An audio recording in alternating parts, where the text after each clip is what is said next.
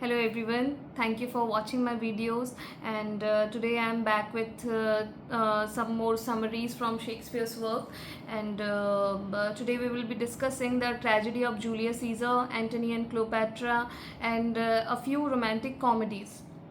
So first, coming to Julius Caesar. So Julius Caesar, he has won the war against Pompey and he has returned to Rome, and there's a celebration going on 15th of Feb, and people are happy with him, they like him.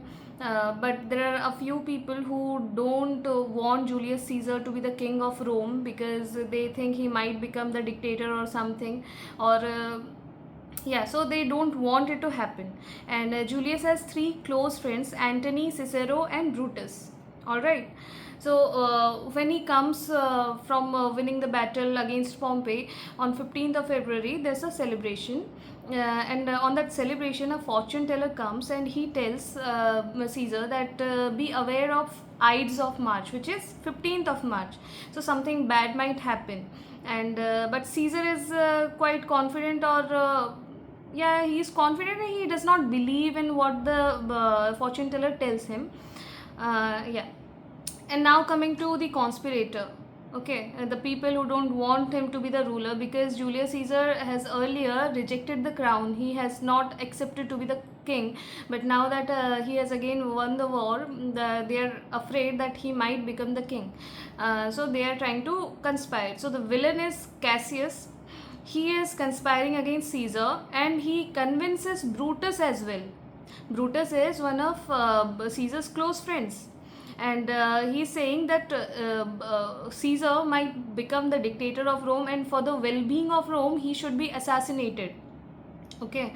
And Brutus, being a good friend, does not want to do it, but eventually he agrees because he thinks for people of Rome this would be the right decision to take. Okay. And amongst the conspirators, Casca is a character, he is also involved. Okay. And yeah, though Caesar had turned down the proposal to be the king of Rome thrice, they thought he secretly wanted to be the king. Okay, the conspirators are thinking. So there's a meeting amongst the conspirators. So there's Cassius, Casca, and Brutus. Okay. And what they say is coming to Calpurnia, he is Caesar's wife, and she also had a dream on on 15th of March. Before last night, she had a dream that Caesar is being murdered. Okay. And she also tries to stop him. She asks him not to go out because they have the conspirators have asked Brutus to come, Caesar to come to a senate. Okay, that's the plot where they are going to assassinate him. And Calpurnia does not want Caesar to go anywhere on that particular day, on Ides of March, but Caesar ignores her, and he proceeds, he goes to the senate. All right. And yeah, as he reached, he was stabbed to death. Okay, the first blow was by Casca, the last one by Brutus. And when Caesar sees Brutus has done it, a close friend, he says, "A to Brutus," which means even you, Brutus. So this is where he has broken his trust. Being a good friend, being a close friend, Caesar is taken aback, and he dies. All right. And then what happens, because the crowd liked people of Rome, they liked Caesar, which is why Brutus tries to convince the crowd. He tries to tell them that Caesar would not be a good king, and he would be a dictator, and for the welfare of people of Rome, this was a necessary thing to be done. And people were actually almost convinced. Okay. But then Antony, the other close friend, he comes and he tells the public how nice Caesar was, and what he had done for the people, for those people. and this convinces the public otherwise. What Brutus was trying to convince, now the crowd is angry on the conspirators. Okay, and then what happens is all the conspirators, Casca, Cassius, and Brutus, they fled. Okay, and Antony declares war against them, and the conspirators also wants to have a war against Antony. And at that time, Julius Caesar's ghost, he warned Brutus that he would take revenge. Okay, and later the conspirators got defeated in the war against Antony, and they committed suicide. Brutus committed suicide, and he was buried with the honor as a great soldier by Antony, because he was a good friend, and maybe he was blindfolded.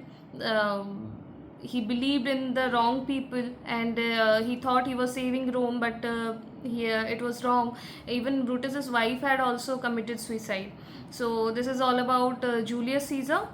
Okay, I am giving brief summaries. Please go through the detailed ones. Try to find the important dialogues and all.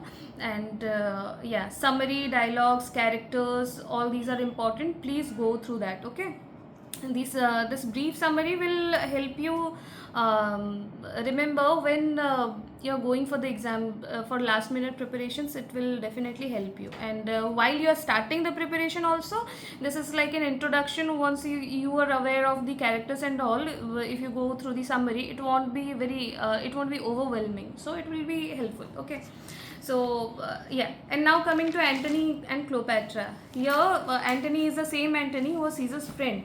If you want to read Antony Cleopatra, you must know about Julius Caesar. Okay, it was published in 1623, and the setting is in Rome and Egypt. And now there's a triumvirate. Okay, triumvirate. There's a group of 3 people who are ruling Rome. One is Antony, one is Octavius Caesar. Okay, and one is Lepidus. So Antony is the one who was he is the main character in this work. So Antony, he neglects his duty for Rome. Okay, and he has fallen in love with Cleopatra, who is an Egyptian queen. Okay, and they are having an affair.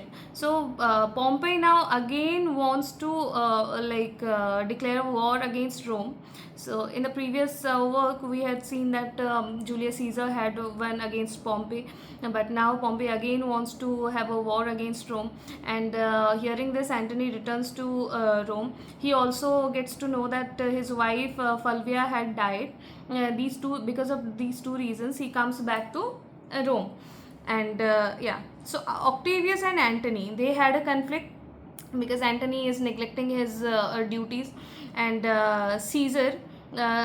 Octavius Caesar, he takes a promise from Antony that he would marry his sister Octavia. Okay, yeah.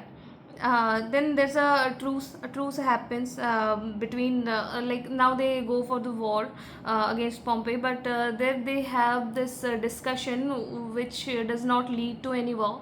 So there's no war between them, but so there's a truce, and between Pompey and the triumvirate, as Pompey asks that he wants to rule Sicily and Sardinia.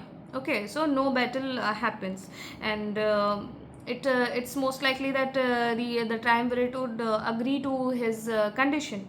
Okay, but what happens is later Octavius is the one who breaks the truce and defeats Pompey.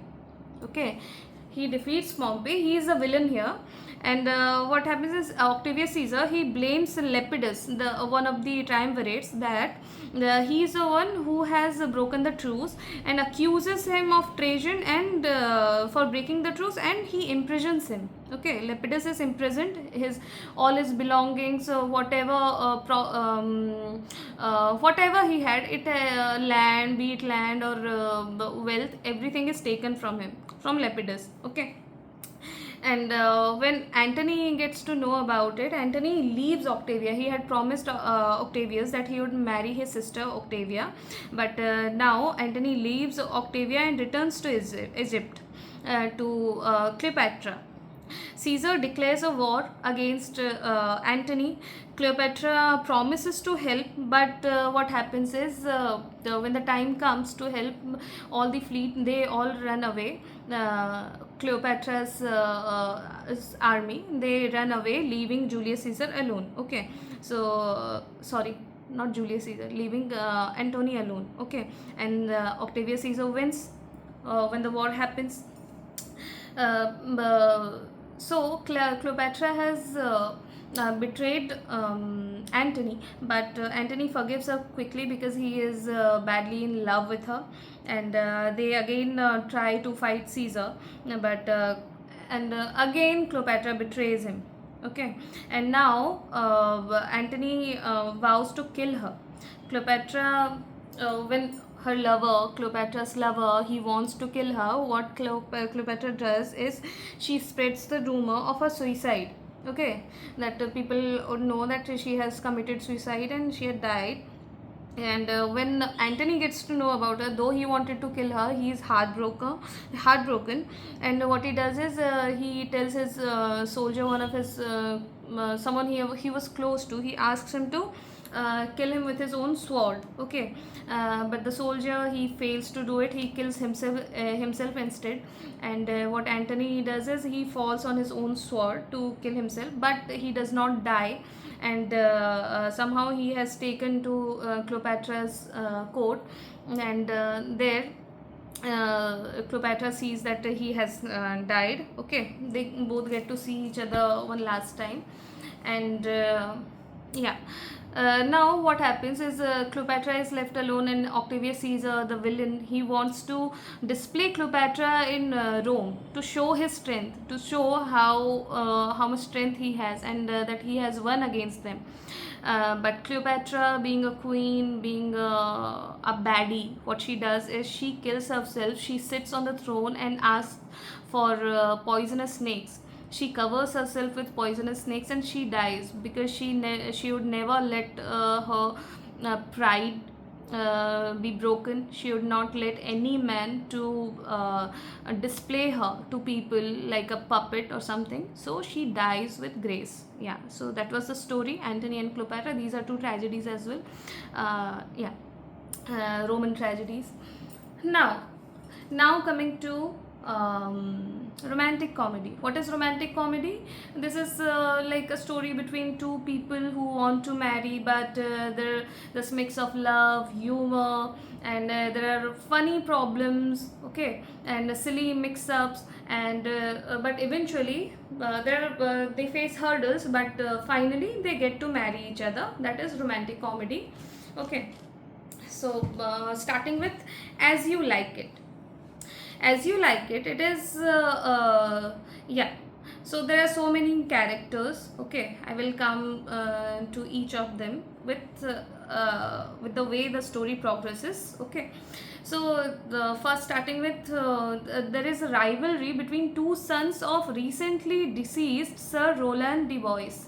Sir Roland de Boys, he has died. He has two sons. One is Orlando and one is Oliver. Okay, so Oliver is the son. He does not want Orlando to be what do I say, property tips and all. So Oliver is a villain here. Oliver does not like Orlando, and Orlando also is very much angry about it, because he gets to hear that Oliver is plotting against him, and Orlando is very angry, and what he does, he challenges a wrestler named Charles to fight. Okay, and Oliver tells Charles to defeat his brother, to injure him as bad as he can. But what happens is Orlando fights Charles and he defeats Charles. Okay, and this Duke Frederick, now coming to another character, Duke Frederick, he has dethroned his own brother Duke Senior. Okay, Duke Senior was on the throne, but he has dethroned him somehow, and Duke Frederick is now on throne. Okay, but what he does, he has a daughter named Celia, and Duke Senior had a daughter named Rosalind. Okay, and Duke Frederick, who has dethroned his brother, he has let Rosalind stay in the court. Okay, he has allowed Rosalind to stay in the court. Okay, so Rosalind and Celia, Frederick's daughter, they both are like cousins, and they are very close friends. So they love each other so much. So what happens is when Orlando goes for a fight with Charles, these girls, Rosalind and Celia, they also go to watch the fight. Okay, and that's where Rosalind falls in love with Orlando. Okay, love at first sight, you can say. Okay, and she also gives him a souvenir. So now Oliver is plotting against Orlando. So what Orlando does is he flees to Forest of Arden. Okay, and Forest of Arden, and now Duke Frederick also banishes Rosalind. Okay, so Rosalind also has to leave the court, and eventually what happens is Rosalind and Celia accompanies her cousin, and they also leave for Forest of Arden. So Orlando has gone to Forest of Arden, Rosalind and Celia have gone to Forest of Arden, and Rosalind and Celia also have their full name Touchstone. Okay, now what happens is as Rosalind goes, she disguises herself as a young man named Ganymede. Okay, she has disguised herself as a man named Ganymede, and Celia is pretending to be his sister, shepherdess sister Aliena. So Rosalind is Ganymede and Celia is Aliena. Okay, Duke Senior, the one who was dethroned by his brother, he is also in Forest of Arden. Okay, and he's a good man, and Orlando was there with his Orlando has also fled to Forest of Arden, and now they are famished, they need food, and Orlando finds Duke Senior, and he asks for some nourishment, for help for himself and his servant, and Duke Senior does help them. Now Oliver is madly in love with Rosalind. Okay, so he has writing verses on trees. Okay, and that Rosalind also gets to know that Orlando is the one who is writing all this. So Rosalind loves Orlando loves Rosalind. He is blindly in love with him, and he's blindly in love with her, and he's writing verses on trees, and Rosalind finds out, but since she is pretending to be Ganymede, she meets Orlando, and she promises to help him, okay, to cure him of his love. Okay, and the plan was Orlando will try to woo Ganymede, okay, as if he is Rosalind, which she actually is. Okay, so this was all going on, and there's another character, shepherdess Phoebe. Phoebe, she there's a shepherdess Phoebe. There's another shepherd named Sylvius. Sylvius is so much in love with Phoebe, but Phoebe has fallen in love with Ganymede. Okay, who is Rosalind, right? Now what happens is so this all is going on there. Rosalind is trying to help Orlando to get better, to get cured of his love for Rosalind, and shepherdess Phoebe is madly in love with Ganymede. And then the fool Touchstone, he has also wooed a girl named Audrey. So Audrey also ditches her boyfriend, so-called boyfriend, for Touchstone. Okay, now what happens is when Duke Ferdinand, he finds out that his own daughter has also eloped with Rosalind, he asks Oliver to find his brother, as he gets to know that all of them has fled to the same place. Okay, so now that he's a duke, and Oliver has to understand that he is in trouble if he does not find his brother. Okay, so what happens is Oliver goes to find Orlando, but when then what happens is Oliver is attacked by a tiger, and Orlando goes to help him. When Orlando saves Oliver, Oliver has a change of heart. Okay, he forgets about his anger, envy, or jealousy. Anything he had in his heart for Oliver, it all vanishes away. Okay, so they are reconciled, And now that Orlando was also badly injured. Okay, so he asks Oliver to go to Ganymede and tell about his injury, okay, that he has been attacked. Okay, and he also gives his handkerchief with him. And when Oliver goes to Ganymede, now Ganymede being a boy, he faints. Okay, and she finally decides to reveal her character. Okay, and finally she comes to Orlando, as she also wanted to end that act. She was going to reveal herself, and when she gets to know that Orlando has been injured, she decides to come out. And when Oliver goes with a handkerchief, he sees Celia. Okay, he also falls in love with Celia. Okay, so finally, Ganymede comes as Rosalind, and Oliver is in love with Celia. And in the end, they all get married. Okay, and what happens is Duke Frederick, he finally decides to be a hermit. Okay, in the end, and Duke Senior gets his throne back. Okay, yeah. So what happens? I'm sorry, I'm repeating it again and again. What happens? What happens? It is like I'm having a conversation. So please bear with me. Okay. Yeah. Ganymede first, before revealing himself, when everything is sorted out, he tells that girl, that Phoebe, that they all are conciled. They all are going to get married. Even Ganymede says that even I am ready to marry you, but in case I don't come and show up, please marry Silvius. Okay, so that is exactly what happens. Celia, she gets married to Oliver, Rosalind to Orlando, Touchstone to Audrey, and Phoebe to Silvius. Okay, so this was a romantic comedy where there were so many mix-ups, that there was comedy, and eventually everybody ends up getting married, and there's a happy ending.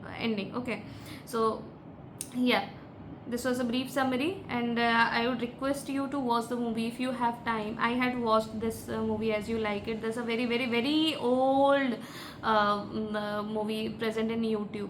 If you watch movies, it helps you to remember. When I am telling the story now, I can remember the scenes. Okay, and there are so many things, important dialogues and everything present in this particular work. You should look for them. Okay, and yeah, so this one is over. And then coming to Much Ado About Nothing. Much Ado About Nothing. Here, it was published in 1623, and the setting is in Italy, Messina.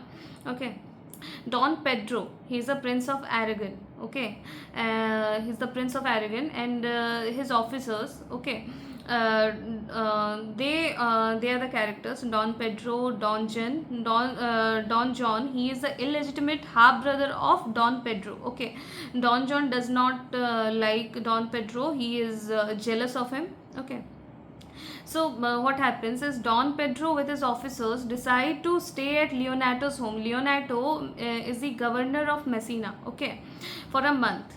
And with Don Pedro also comes Claudio. Okay, Claudio. You understood the characters. Don Pedro, his officers, they have come to stay at Leonato, the governor of Messina, at his house for a month. Okay, and Claudio has tagged along with Don Pedro. So Claudio is in love with Leonato's daughter Hero. Okay, and Benedict has witty arguments with Hero's cousin Beatrice. Okay, Claudio, Don Pedro, Benedict, they all are together. They have come to Leonato's house, and Claudio is in love with Hero. He likes Hero, and Benedict, he has witty arguments, banters with Hero's cousin Beatrice. Okay. So when they have come, Leonato has hold a masked ball. to celebrate, okay, for the celebration. For the celebration. And now that Don John, he is who is very much jealous of his brother, he wants to spoil the event, okay. So he conspires with soldiers, with a soldier named Borachio and Conrad, okay. So the conspiracy is they try to create a confusion between Claudio and Hero. Claudio likes Hero, right? And what they do is at Hero's room in the evening, okay, Claudio sees Hero talking to Borachio, okay, from her window at night, okay. And but actually it was Hero's maid, okay, it was Hero's maid who was talking to Borachio, but Claudio thinks it is Hero who is talking to Borachio at night. And Don John has been successful doing this, okay. So what Hero, I'm sorry, there are so many characters now, sometimes I like forget the names or get confused and I say the wrong name. Claudio denounces Hero, and Hero, out of pain, she dies. This is what everybody gets to know, that Hero has died, okay. But she has not died actually. After the conspiracy, do you think the conspirators were going to get away with it? No, because it is a romantic comedy, right? So eventually everything was going to be fine. So the village constable Dogberry, he finds out about the conspiracy because he hears Borachio boast about the conspiracy, okay. And Dogberry hears it, and he arrests both the soldiers, okay. And Leonardo and Don Pedro, at this time what happens is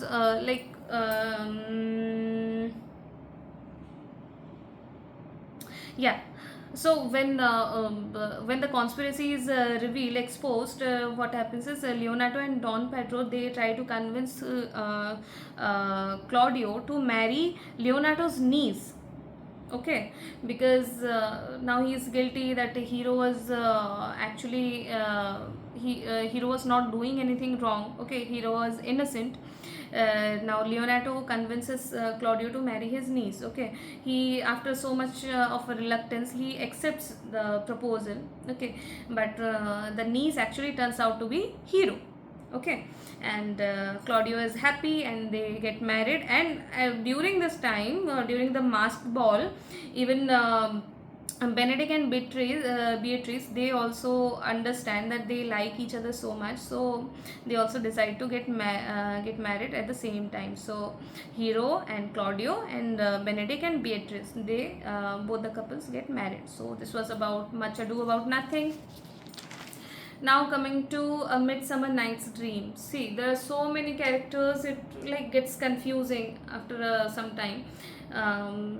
There's plots, subplots, characters, confusions. So yeah, if you don't understand it, try to repeat the video, try to watch it again, and then you can also go for summary. If you don't like, if you don't want to rewatch it, you can go for the summaries. You can find it on Wikipedia, okay. Yeah, or you can watch it on 1.5x. Yeah, see, I'm genius. Yeah. Now coming to A Midsummer Night's Dream. Theseus, he is the Duke of Athens, okay. He is to be married to Hippolyta, she is the Queen of Amazon. So these two are getting married, okay. So there's 4 days of festivities, okay. And at that time, at Theseus' court, a nobleman named Aegeus, he enters the court with his daughter Hermia, okay. He has a complaint that just like he did not want his daughter to marry a specific person. He wanted her to marry someone of his choice, okay. So he wants Hermia to marry Demetrius. Demetrius also loves Hermia, okay, but Hermia is in love with Lysander, okay. And listening to Aegeus, the Duke Theseus, he gives Hermia a solution. Only 2 options she has, okay. One is she has to reconsider and get married to Demetrius, Okay, otherwise she will be sent to a convent, which means she will be a nun and she will never get married. Okay, or she might also be executed. So Hermia has no much choice. She has to accept this proposal. Okay, now what happens is Hermia and Lysander, they are in love, so they plan to elope. Okay, and Hermia has told about this plan to her friend Helena. Okay, Helena is a good friend of hers. So when Helena knows about it, she tells it to Demetrius, because she was once engaged to Demetrius.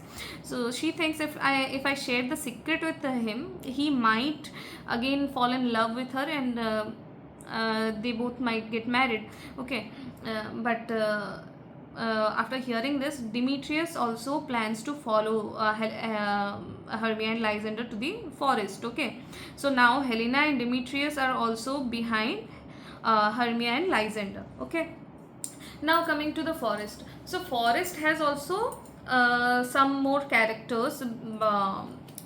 First, Hermia, Lysander, Demetrius, Helena, they are going there. But before them, in the forest, there's a band of Athenian craftsmen.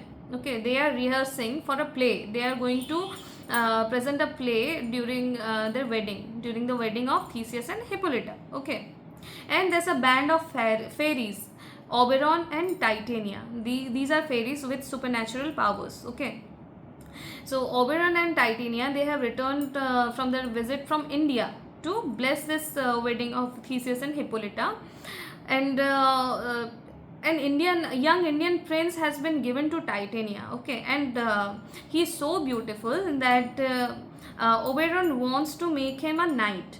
Okay, but Titania does not want it to happen. She does not like that prince much. Okay, so what happens is Oberon, he orders his servant Puck, okay, to bring the love potion from a magic flower and to apply it on Titania's eyelids. Okay, so when she is asleep, because what this love potion is going to do is when you apply it on someone's eyelid, the first thing they see when they wake up, they fall in love with it. So Oberon has planned to do this with Titania, so that when she opens her eyes, she will see the young prince and she will start liking him. Okay, yeah, so this happens, but actually there are so many confusions. So the thing which was planned to happen does not actually happen. Okay, when Oberon sees that Demetrius is ill-treating Helena, sick of love for Demetrius, she is also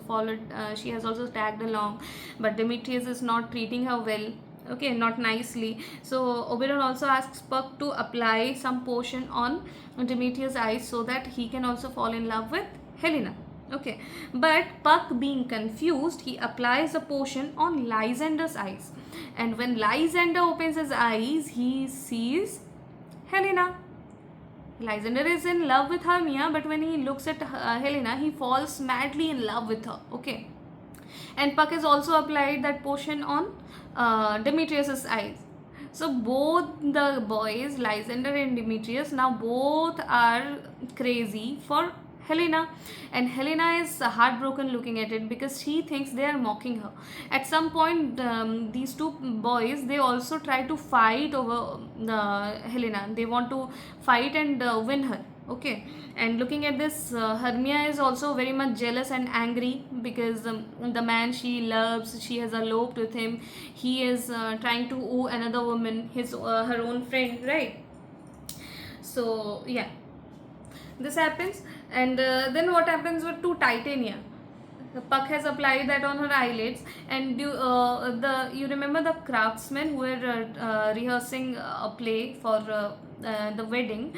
There's an artist named Bottom. Okay, and Puck is a little mischievous, so he has changed Bottom's head into an ass's, a donkey's head. Okay, so there's a man with the head of a donkey. Okay, and when Titania opens her eyes, she looks at Bottom. Okay, and she falls in love with him. So funny, isn't it?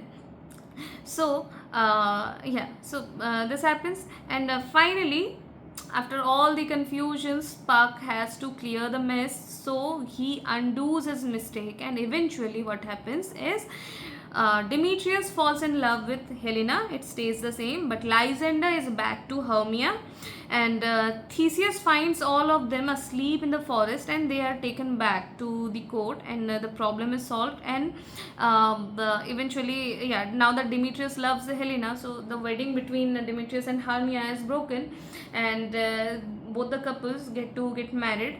And yeah, and the artists who were rehearsing the play, they play the story of Pyramus and Thisbe during the wedding. Okay, so this is a happy ending. Theseus and Hippolyta get married, and Hermia and Lysander get married, and Demetrius and Helena get married. Okay, in the end, the fairies also come to bless the couples who are asleep, both the couples. And in the end of the play, Puck asks for forgiveness and asks the audience to remember all of it as if it was all a dream. Okay, it was not reality, it was like a dream, hence the name, A Midsummer Night's Dream. So this is all. There are so many more more romantic comedies that I have to cover, and I will try to do it soon. And along with that, I am planning to make some videos on literary criticism, which is present on which is present in the syllabus of SSB PGT. Yeah. Yeah, I hope you like the video. When I deliver the stories now, I feel I'm being very messy, I understand, but yeah, I'm trying. I think a few people, many of you also email me, you tell me that you are liking my videos, so I'm really grateful, and I hope the objective is fulfilled, that it actually helped you. And yeah, in the end, I will tell you, go through the summaries, okay, in detail. Don't try to read everything. And if you find the movies, whichever work I'm telling now, Shakespeare's work, most of them they are present in the form of movies. Please watch those movies, okay? It helps so much to remember, okay?